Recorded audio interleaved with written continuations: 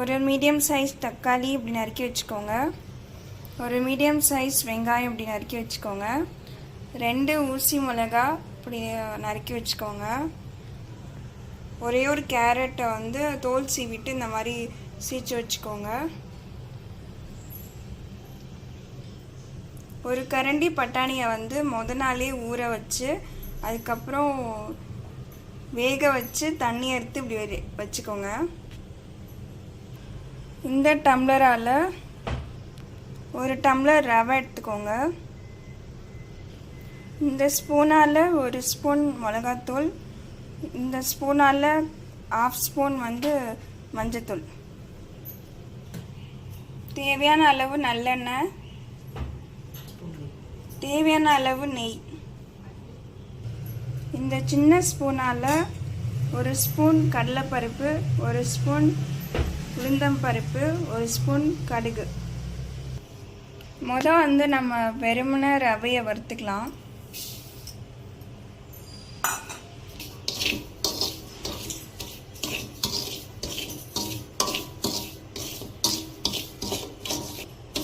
சூடு வர வரைக்கும் இந்த மாதிரி வறுத்துக்கோங்க. நல்லா சூடு வந்துடுச்சு. இதை ஒரு பவுலில் ட்ரான்ஸ்ஃபர் பண்ணிக்கலாம்.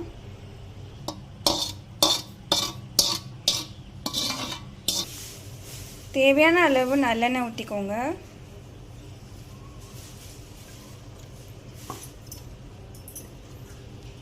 இப்போ வந்து கடுகு, உளுந்தம்பருப்பு, கடலைப்பருப்பு போட்டுக்கலாம்.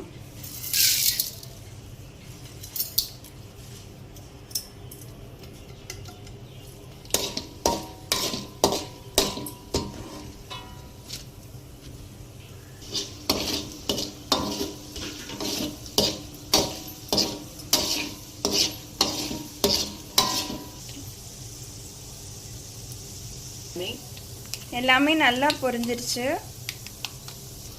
இப்போ ஊசி மிளகா சேர்த்துக்கலாம்.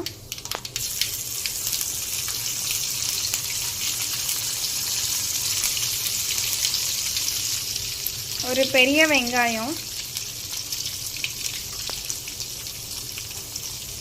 Medium size. இப்போ நல்லா வதக்கிக்கலாம்.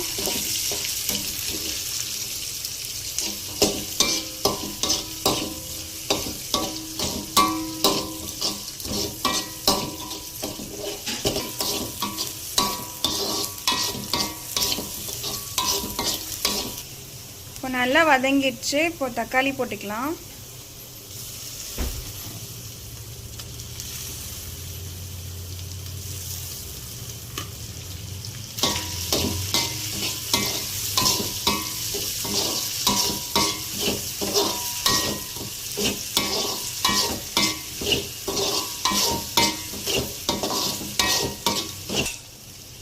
நல்லா வதங்கிடுச்சு தக்காளி. இப்போ மிளகாத்தூளும் மஞ்சத்தூளும் சேர்த்துக்கலாம்.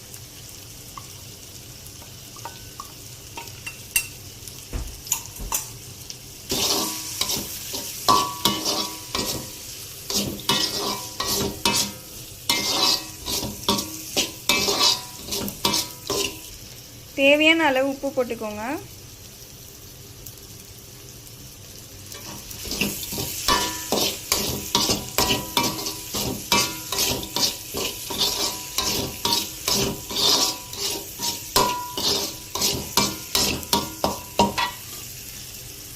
இப்போ கேரட் சேர்த்துக்கலாம்.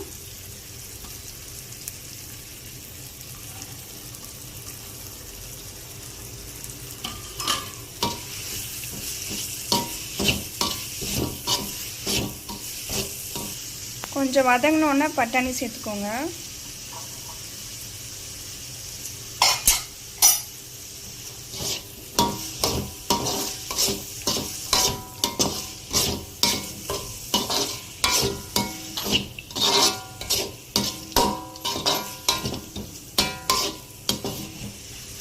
நல்லா வதங்கிடுச்சு. இப்போ கொத்தமல்லி சேர்த்துக்கலாம்.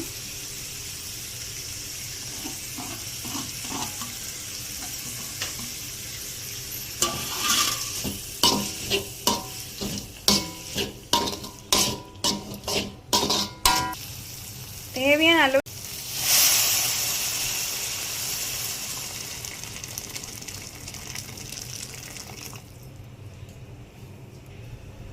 1 டம்ளர் ரவைக்கு 3 டம்ளர் சுட தண்ணி ஊற்றிக்கோங்க. நல்லா கொதிக்கட்டும். நல்லா கொதிச்ச பிறகு ரவையை வந்து இதில் சேர்த்துக்கலாம். நல்லா கொதிச்சிச்சு. இப்போ இந்த ரவையை வந்து கொஞ்சம் கொஞ்சமாக போட்டுக்கலாம்.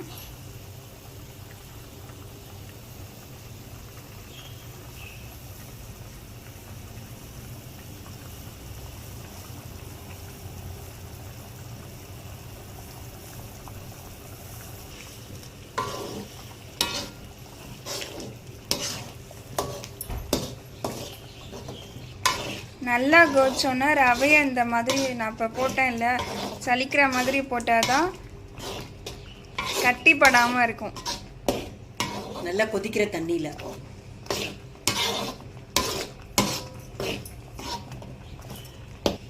இந்த ஸ்டேஜில்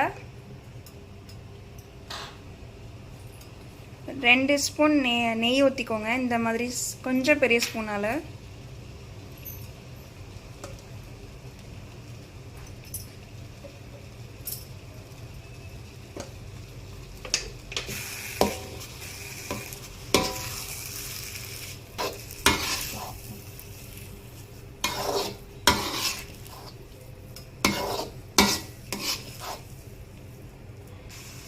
இப்போ அந்த ஸ்டேஜில் வந்து ஸ்டவ்வை ஆஃப் பண்ணிவிட்டு கொஞ்ச நேரம் மூடி வைங்க.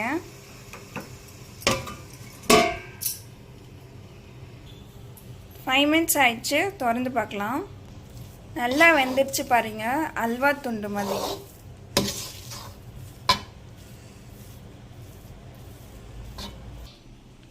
நல்லா டேஸ்டியான வெஜிடபிள்ஸ் பட்டாணிலாம் போட்ட ரவா கிச்சடி ரெடி ஆயிடுச்சு. நீங்களும் செஞ்சு பார்த்து சாப்பிட்டு சொல்லுங்க. தேங்க்யூ.